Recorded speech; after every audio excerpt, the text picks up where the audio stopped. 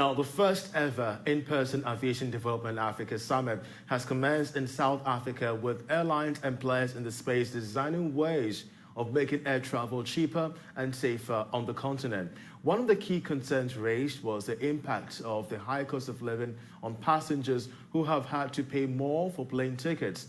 Aviation expert Shawn Mendes is at the summit and has been speaking to Joy Business.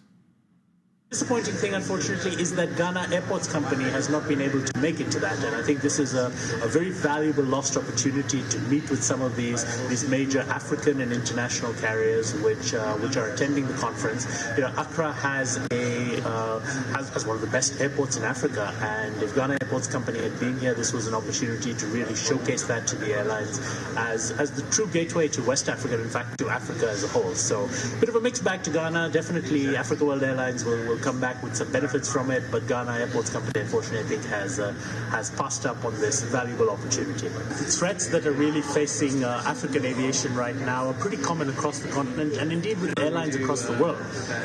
You know, the major threats have been the cost of living crisis in general, which is driving down demand for air travel, whether it's business travel or leisure travel, as well as the cost of fuel, which is another external factor that is driving up the cost of providing travel to the airlines.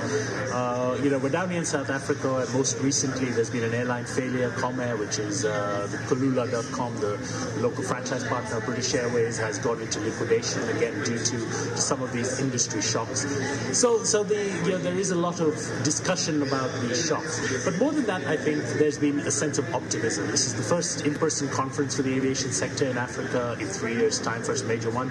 And more than this doom and gloom, I think there's a sense of optimism among the airlines on how the recovery from COVID is going. And, you know, there's just Africa is really poised to come out of this ahead of where we were in 2019 if we play our cards right.